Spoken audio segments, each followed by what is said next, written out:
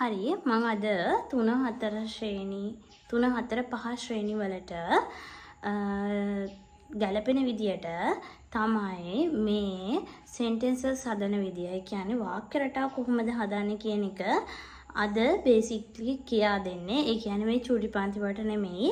චූටි පන්ති වල ක්ලාස් එක ඊළඟට පසුව තමයි තියෙන්නේ. හරි. දැන් 3 4 5 ශ්‍රේණිය අයට වගේම ඒ වගේ අමාරුයි නම් චුට්ටක් බලන්න. ඒක චූටි පාඩමක්, මේක චූටි පාඩමක්. මම අද කියලා දෙන්නේ ඔයාලට බේසික් නිකන් පොඩි අයිඩියා එකක් ගන්න විතරයි. අයිඩියා එකක් ගන්න විතරයි. ඒ කියන්නේ මේක කොහොමද කරන්නේ කියන එක ඔයාලට පොඩක් ඔලුවට දාගන්න තමයි මම මේක කියලා දෙන්නේ. මම අද චුට්ටා ස්ටෝරි බුක් එකක් අරගෙන තමයි ඔයාලට මේ පාඩම කියලා දෙන්න හැදුවේ. හරි. මෙතන තියෙනවා I have a book. මේ පොතේ නමක් ගමක් ඔක්කොම මේ ලෙසන් එකත් එක්ක තමයි යන්නේ. ඉතින් අපි බලමු කොහොමද මේක කරන්නේ කියලා. මේ අද කියලා දෙන්නේ පාඩමක් නෙමෙයි. අපි step by step sentence එකක් හදන විදිය, එතකොට sentence රටා කොහොමද, ඒ patterns කොහොමද, ඒ දේවල් අපි කියලා දෙනවා. නමුත් අද කියලා දෙන්නේ මේ story book එකක් ආධාරයෙන්. ඒ විදියට දවස් 5ට වර්ග 5කට තමයි ලෙසන් එක ක්‍රියාත්මක වෙන්නේ. දැන් හෙට අපි බලමු වෙනත් පාඩමක්. අද තියෙන්නේ මෙන්න මේ පාඩම. එතකොට අද homework එක ඔයාලට කරගන්න පුළුවන් නම් ඊළඟ දවසේ පන්තියට සහභාගී වෙන එක ඇත්තටම ලේසිම වැඩක්. හරි. ඔයාලා බලමු. මෙතන තියෙනවා කියමු බලන්න read with me. This is a chair. මේ තියෙන්නේ පුටුවක්. මේ තියෙන්නේ පුටුවක්. හරි. ඔන්න මෙතන ඉන්නවා ගර්ල් කෙනෙක් නේද? මේ තියෙන්නේ පුටුවක්. මේ ඉන්නේ ගෑනු ළමෙක්. කොහොමද කියන්නේ? This is a girl. This is a girl. Where? එයා කොහෙද ඉන්නේ? This girl is sitting on the chair. This girl is sitting on the chair. මේ ගෑනු ළමයා ඉන්නේ පුටුව උඩ. එයා වාඩි වෙලා නේද ඉන්නේ? This girl is sitting on the chair. අනේ විදියට අපිට වාක්‍ය රටා ටික හදාගන්න පුළුවන්. හරි. දැන් මම මෙතන ඔයාලට පෙන්නලා තියෙනවා අපිට මෙතනදී ඕන කරපු වචන ටික. This කියන්නේ මේ, she කියන්නේ ඇය, an හරි an හරි දෙකෙන් එකක් තමයි අපි පාවිච්චි කරන්නේ. මම ඊළඟ දවසේ පාඩමේදී කියලා දෙනවා කියන එකේ an කියන එකේ වෙනස මොකක්ද කියලා. දැනට මේක මතක තියාගන්න අල් කයන්න කියලා. ඊළඟට වචන දෙකක් මම මෙතනදී පාවිච්චි කරනවා. near, on. near කියන්නේ ළඟ, on කියන්නේ උඩ හරි මත හරි. This is a chair. මම දැන් මෙතන ඔයාලට පෙන්නන්නම් පික්චර් එක. This is a chair. This is a chair. මේ තියෙන්නේ පුටුවක්. This is a chair. What she doing? මොකක්ද අය කර ඉන්නේ? She is sitting on the chair. She is sitting on the chair. අය ඉන්නේ පුටුව උඩ වාඩි වෙලා. අන්න ඒකට තමයි අපි දැන් මේක පාවිච්චි කරේ. She is verb එක. verb එක කියන්නේ කරන දේ. ඒකට ing දානවා. sitting. She is sitting on the chair. දැන් අපි මෙතන කරන්නේ letters ටික මේක අකුරු ටික බලන එක නෙමෙයි. වාක්‍ය හදන එක විතරයි. මම ඒකට තමයි ලොකුම අවධානය දෙන්නේ. වාක්‍ය හදන විදිය. ඒ කියන්නේ වාක්‍ය හදලා කියන විදිය. අපිට ලියා ගන්න පුළුවන් පස්සේ. හරි. ඊළඟට අපිට මම දැන් කිව්වා නේද? This girl is sitting. ඒ කියන්නේ she is sitting. මොකක්ද? මොකක් උඩද? පුටුව උඩ නේද ඉන්නේ? on the chair. එතකොට මෙන්න මේ දෙවෙනි විදියයි තුන්වෙනි විදියයි දෙකෙන් එකක් එක්ක අන්තිමට නිය හරි ඔන් හරි දාලා ඒ අදාළ වෙන noun එක ලියන්න ඕන. ඒ මොකක් උඩද ඉන්නේ කියලා. හරිද? ඔයාලට බලා ගන්න පුළුවන්. මාත් එක්ක මේකත් බලන්න. මේ මම කියන එක දිහාත් බලන්න. හොඳ අවධානයෙන් අහගෙන ඉන්න. එතකොට පුළුවන්. මම මෙතෙන්දී ලොකුම අවධානය දෙන්නේ පුතේ වාක්‍ය ඒ කියන්නේ සෙන්ටෙන්ස් එක ඔයාලා හදාගන්න එකට විතරයි. හරිද? ලියන එකට අවධානය අද නම් දෙන්නේ නැහැ.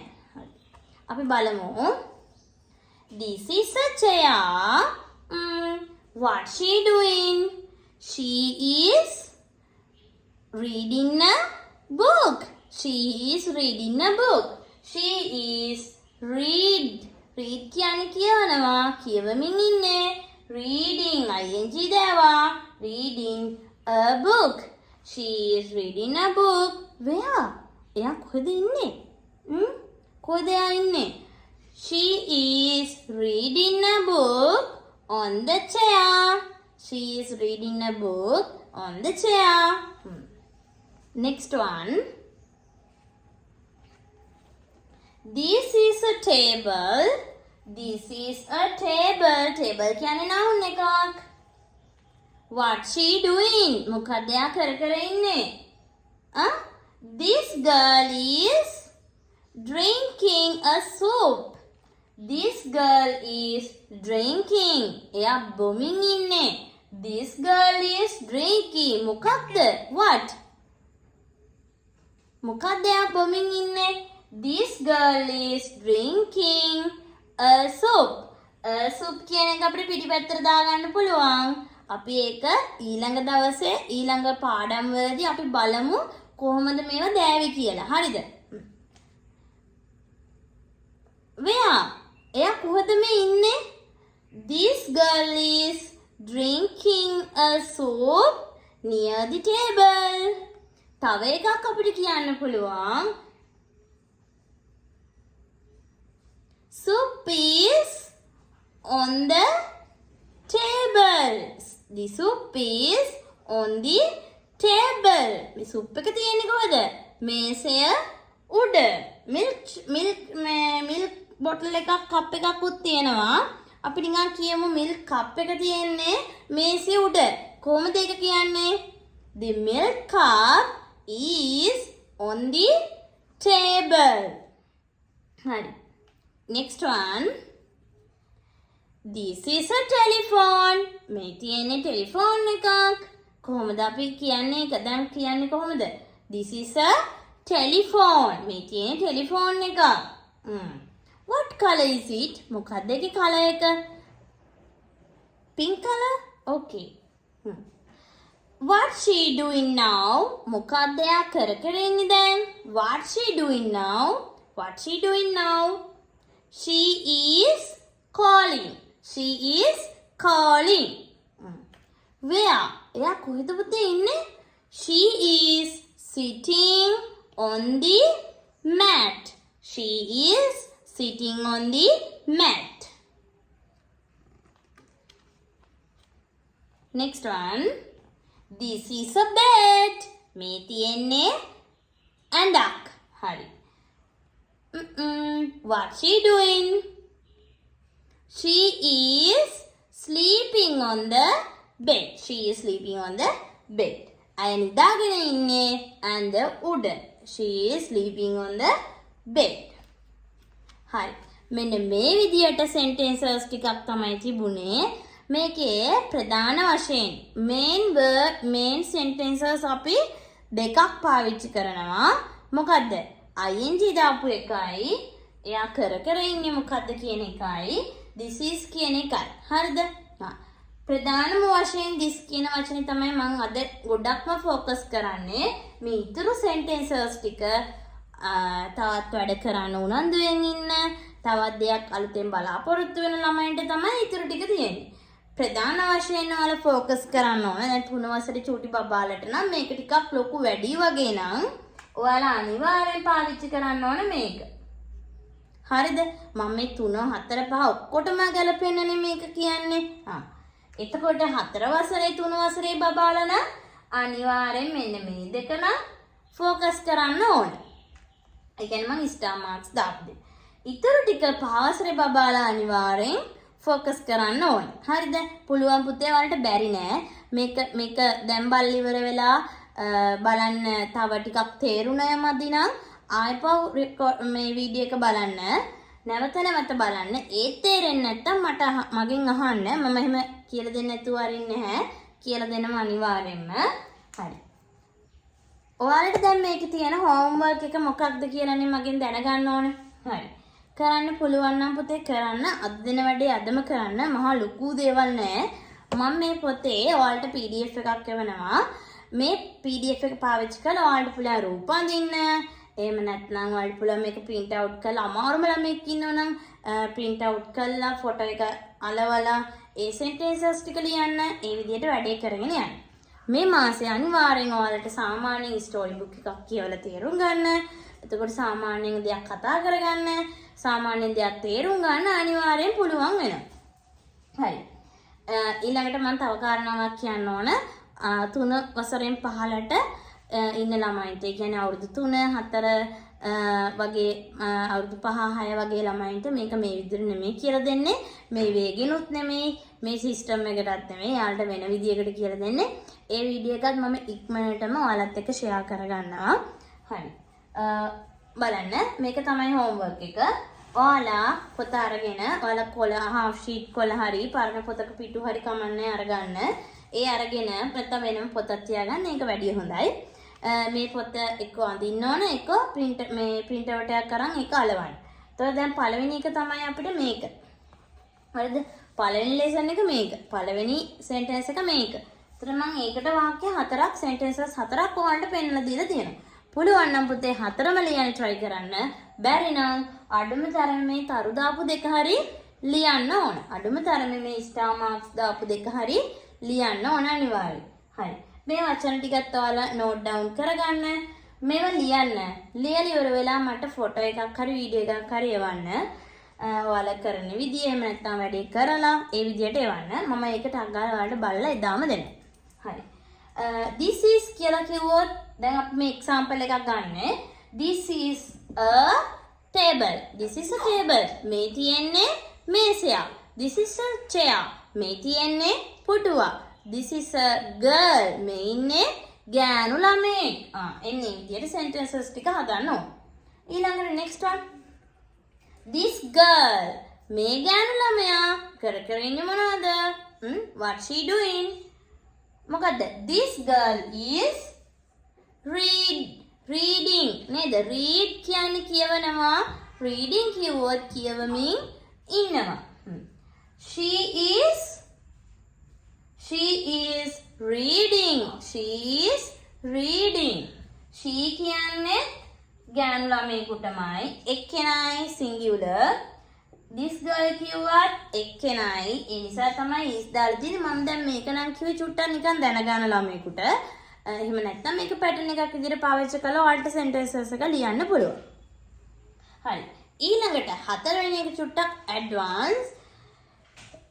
මෙතන තියෙන දෙවෙනි විදිය හරි තුන්වෙනි විදිය හරි ඒ sentence එකත් එක්ක අපිට වචන දෙකක් පාවිච්චි කරන්න පුළුවන්. එක්ක on එක්ක near කියන එක පාවිච්චි කරනවා. මේ වචන දෙකම පාවිච්චි කරන්නේ නැහැ. එකයි පාවිච්චි කරන්නේ නේද? එතකොට මේ දෙකත් එක්ක ඒ දෙකේ තේරුම මොනවද? near කියන්නේ ළඟ, on කියන්නේ උඩ හරි මත හරි.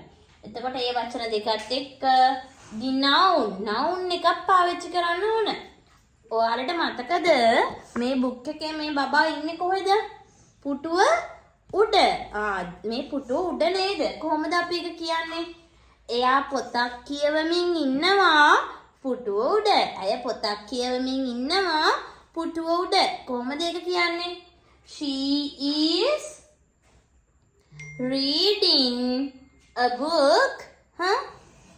එයා පොතක් කියවමින් ඉන්නේ නැත්නම් එයා කියවමින් ඉන්නවා. She is reading on the chair. අනේ විදියට sentences ඔයාලට හදන්න පුළුවන්. හරි. ඔයාලා මතක තියාගන්න අනිවාර්යෙන් මේකදී ફોකස් කරන්න ඕන මෙන්න මේ සෙන්ටෙන්සස් දෙක. මේකයි පළවෙනි එකයි තුන්වෙනි එකයි. තව දෙයක් ඉගෙන ගන්න කැමති නම් තව පොඩ්ඩක් ඇඩ්වාන්ස් විදියට ඉගෙන ගන්න කැමති නම් දෙවෙනි එකයි හතරවෙනි එකයි තු try කරන්න පුළුවන්. ඕන විදියකට ලස්සනට වැඩේ කළා මට එවන්න. කලින් මගේ ක්ලාස් එකට ඉඳපු ළමෙක් ලස්සනට මම නිකන් කියන්නේ මේ ඒක කරපු වැඩේ මේ පොතේ අරගෙන එයා මේ ටොපික් එක ලියලා සෙන්ටෙන්ස් එක ලියලා රූපය ඇඳලා ඒ විදිහට තමයි ඒ කියන්නේ රූපය ඇඳලා එයා සෙන්ටෙන්සස් ටික ලිව්වා. ඊළඟට ආයි රූපය ඇඳ සෙන්ටෙන්සස් ටික ලිව්වා. ඒ විදිහට ලියලා ලස්සන පොඩි පොතක් විදියට එයා හදලා day 1 කියලා දාලා චූටි පොතක් පිටු 4ක විතර හාෂීට් කොළ දෙකක් වගේ අරගෙන ඒක දෙකට නම්මලා තමයි ඒක තිබ්බේ. ඒ විදිහට දාලා එයා ලස්සනට ඒක හදලා මට එව්වා. එතකොට එයා තව දෙයක් කරා. ඔයාලටත් මං කියනවා මේ දේ කරන්න කියලා. ඒකේ වොයිස් රෙකෝඩ් එක. ඒ කියන්නේ ඔයා මේ සෙන්ටෙන්සස් ටික කියවන විදිය. ඔයා කියවන්න අම්මට හරි තාත්තට හරි අයියට හරි අක්කට හරි කාට හරි කියන්න මේක රෙකෝඩ් කරන්න කියලා මම කියවන විදිය. ඒ විදියට කියවලා මට එවන්න වීඩියෝ එක. එතකොට මම මේක චුට්ටක් බලන්න කොහොමද ඔයාලට කරලා තියෙන්නේ කියලා. හරි. මම මේ අද කරේ පොඩි ලෙසන් එකක්. ඒ කියන්නේ මේක බරපතලම විදියටත් නෙමෙයි සහැල්ලුම විදියට. ඒ කියන්නේ 3 ශ්‍රේණිය 4 ශ්‍රේණිය 5 ශ්‍රේණිය කියන බබාලට තේරුම් ගන්න පුළුවන් විදියට තමයි දැන් මම මේ අද කිව්වේ. මම කියන විදිහේ මොකක් හරි වැරද්දක් තියෙනවා නම් තේරෙන්නේ නැති තැනක් තියෙනවා නම් මට ඒක මැසේජ් එකක් දාලා කියන්න. ඊළඟ කාරණාව තමයි අද හෝම්වර්ක් එක අදම කරන්න පුතේ. මම එතකොට අදම බලන්නම්.